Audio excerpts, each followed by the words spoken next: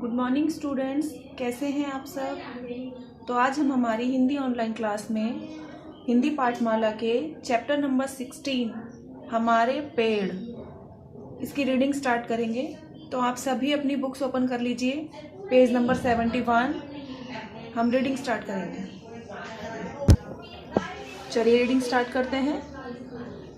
3 मित्र थे, रोहन, आमिर और रॉबिन। एक दिन सुबह वह सैर करते हुए दूर तक निकल गए। तेज धूप निकल आई थी। चलते चलते उन्हें पसीना आने लगा। वह छाया ढूंढने लगे। तभी आम का एक बड़ा पेड़ दिखाई दिया। तीनों मित्र उसके नीचे बैठकर आराम करने लगे। तभी पेड़ से एक आम टूटकर टप से नीचे गिरा। आमिर ने उस आम को उठा लिया। मुझे आम चूसना बड़ा अच्छा लगता है, वह बोला।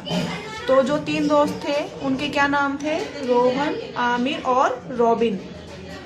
वो क्या करने निकले? सैर करने निकले। धूप निकल आई, पसीना आने लगा, तो छाया के लिए क्या किया? एक बड़ा पेड़ दिखाई दिया और उसके नीचे बैठकर आराम करने लगे। तभी पेड़ से एक फल गिरा। कौन सा? आम। आमिर ने आम को उठा लिया और क्या बोला आमिर ने? कि मुझे आम चूसना बहुत अच्छा लगता है, पर ये तो अभी पका नहीं है, पक जाने पर चूसना। ये किसने कहा? रॉबिन ने। रॉबिन ने आमिर को कहा कि ये आम अभी पका नहीं है, जब पक जाए तब चूसना। रोहन ने सलाह दी, आम अभी कच्चे हैं, इन कच्चे आमों का अचार बनाया जाता है। कच्चे आम जो होते हैं, यानी कि जो कैरी होती है, उसका जो अचार बनता है। तो रोहन ने क्या उसको सलाह दी कि अगर ये आम कच्चे हैं तो रोहन ने सलाह दी कि कच्चे आम का अचार बनाया जाता है, तो भले ही हम इसे खा नहीं सकते लेकिन इसका अचार बना सकते हैं। हम तो कच्चे आमों को भूनकर पन्ना बनाते हैं, गर्मी में इसे पीने से लू नहीं लगती, रोहन ने बताया। यानी कि रोहन ने बताया कि जो कच्चे आम होते हैं, यानी कि जो कैरी होती है, उससे हम गर्मी में पन्ना भी बनाते हैं, जिसे पीने से लू नहीं लगती। कच्चे आम का जो पन्ना होता है वो एक लिक्विड ड्रिंक होता है, यानी कि जैसे हम नींबू पानी पीते हैं, ऐसा वो खट्टा मीठा होता है, उसको पन्ना बोलते हैं। सभी बच्चे एक साथ बोल पड़े, आम के तो बहुत उपयोग हैं। अब तीनों मित्र आगे चल पड़े। उन्हें नीम का एक पेड़ नजर आया। वे थोड़ी देर तक नीम के पेड़ के नीचे खड़े रहे। तभी आमिर बोला, देखो ये नीम का पेड़ कितना अच्छा है, मैं तो प्रतिदिन नीम की दातुन करता हूँ। रॉबिन ने कहा, मैं तो प्रातःकाल नीम का टूथपेस्ट करके अपने दांत साफ करता हूँ। क्या टूथपेस्ट में भी नीम का असर होता है? रोहन ने पूछा। हाँ, नीम के फल को नीमकौड़ी या निबोली कहते हैं। इसे सुखाकर तेल निकाला जाता है, इसे टूथपेस्ट में भी डाला जाता है, रॉबिन ने बताया। यानी कि जो हम अभी पढ़ रहे थे थोड़ी देर पहले, वो हम पढ़ रहे थे आम का जो फल है या आम के जो पेड़ हैं उसके उपयोग। अब हमारे सामने है नीम के उपयोग, जिनमें से अभी ये है कि दातुन जो होती है वो दांत साफ करने के काम आती है नीम की। इसके अलावा जो उसका जो फल होता है ग्रीन कलर का छोटा सा, जिसे हम निबोली कहते हैं, उसे सुखाकर उसका तेल निकाला जाता है और उसे टूथपेस्ट में डाला जाता है। मेरी मम्मी उन्हीं कपड़ों में नीम की पत्तियां सुखाकर रखती है ताकि उनमें कीड़ा ना लगे, रोहन ने कहा। नीम की पत्तियों को पानी में उबालकर नहाने से खुजली ठीक हो जाती है। यानी कि रोहन ने क्या बताया? रोहन ने बताया कि जो ऊनी कपड़े होते हैं या जो सर्दियों के कपड़े होते हैं, उनमें अगर नीम की पत्तियां सुखाकर रख दी जाएं तो उनमें कीड़े नहीं लगते, जैसा कि उसकी मम्मी करती हैं। और शरीर में हमें किसी भी प्रकार की खुजली हो या कुछ जैसे हल्का फुल्का स्किन इन्फेक्शन हो, तो उसमें हम नीम की पत्तियों को पानी में उबालकर अगर हम नहाते हैं तो उससे हमें बहुत राहत मिलती है। अब तीनों मित्र समुद्र तट के निकट पहुंच गए। वहां उन्हें नारियल का पेड़ दिखा। रॉबिन बोला, देखो ये नारियल का पेड़ कितना लंबा है, मैं तो नारियल का पानी पीकर बहुत खुश होता हूँ। आओ सभी नारियल में छेद करके इसका पानी पी लें, रोहन ने सुझाव दिया। यानी कि जब वो थोड़ा और आगे बढ़े तब उन्हें तीसरी बार कौन सा पेड़ दिखाई दिया? नारियल का। तीनों बड़े खुश हुए, और जैसे कि हम नारियल का पानी पीते हैं, तो रोहन ने क्या सुझाव दिया? रोहन ने सुझाव दिया कि हम सभी नारियल में छेद करके इसका पानी पीते हैं। आमिर ने पूछा, बताओ नारियल के और क्या क्या उपयोग हैं। रॉबिन बोला, मैं नारियल की जटाओं को काटकर रस्सी बना सकता हूँ। आमिर ने कहा, मैं नारियल से चटाई बना सकता हूँ। रोहन ने कहा, मुझे तो नारियल की गिरी खाना बहुत अच्छा लगता है।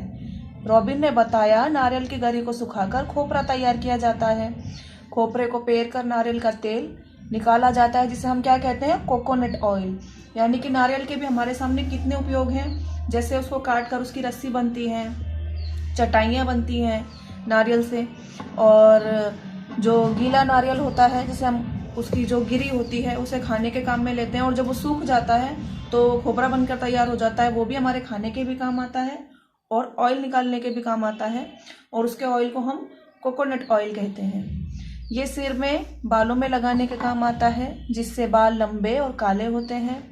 नारियल के सख्त छिलके को साफ करके कटोरे और प्याले बनाए जा सकते हैं। सूखा नारियल गोला कहलाता है और ये खाने में स्वादिष्ट और पौष्टिक होता है।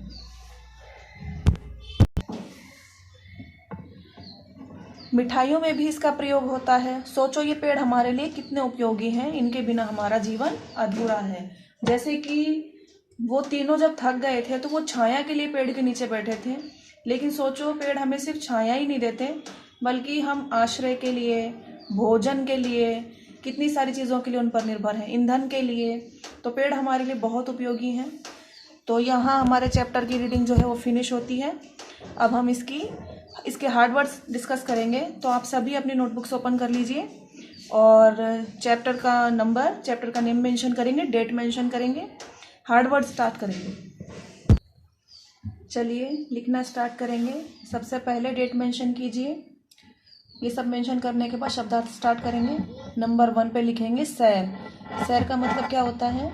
सैर का मतलब होता है घूमना। जैसे कि हम सुबह के टाइम से सैर पे जाते हैं, शाम के वक्त सैर पे जाते हैं, जिसे हम वॉक, जैसे मॉर्निंग वॉक होती है, इवनिंग वॉक होती है, उसे सैर बोलते हैं। नंबर 2 उपयोग। उपयोग का मतलब काम में लाना, किसी भी चीज़ को, किसी चीज़ का यूज़ करना यानी उसका उपयोग करना। नंबर 3 प्रातःकाल। प्रातःकाल मतलब मॉर्निंग, सुबह का टाइम, सवेरे। नंबर 4 प्रयोग।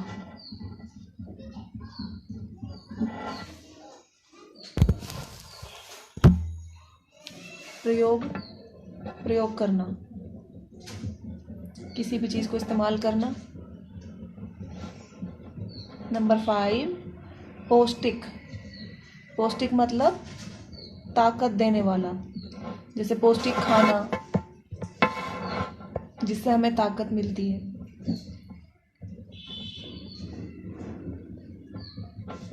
नंबर 6 प्रतिदिन। प्रतिदिन मतलब रोज, जिसे डेली भी बोलते हैं। उसके बाद लिखेंगे तट। तट का मतलब होता है किनारा, किसी भी नदी का, तालाब का, समुद्र का किनारा जो उसका होता है उसे बोलते हैं तट। उसके बाद लिखेंगे निकट।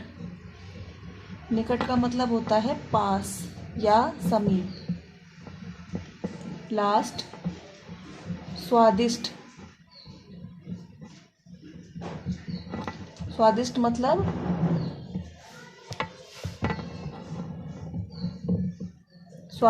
स्वाद वाला, जो टेस्टी लगता है। जैसे खाना खाते हो तो बोलते हैं ना स्वादिष्ट बना है, तो स्वाद वाला।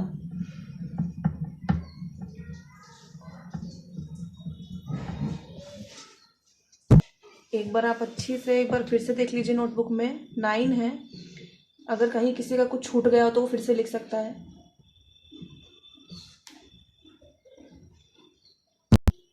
चलिए, यहाँ हमारे हार्ड वर्ड्स और हमारे चैप्टर की जो रीडिंग है वो फिनिश होती है। आप सभी इसको अच्छे से लर्न एंड राइट करना, अपना वर्क एकदम नीट एंड क्लीन करना। हम मिलेंगे हमारी हिंदी की अगली ऑनलाइन क्लास में। तब तक के लिए घर पर रहें, सुरक्षित रहें।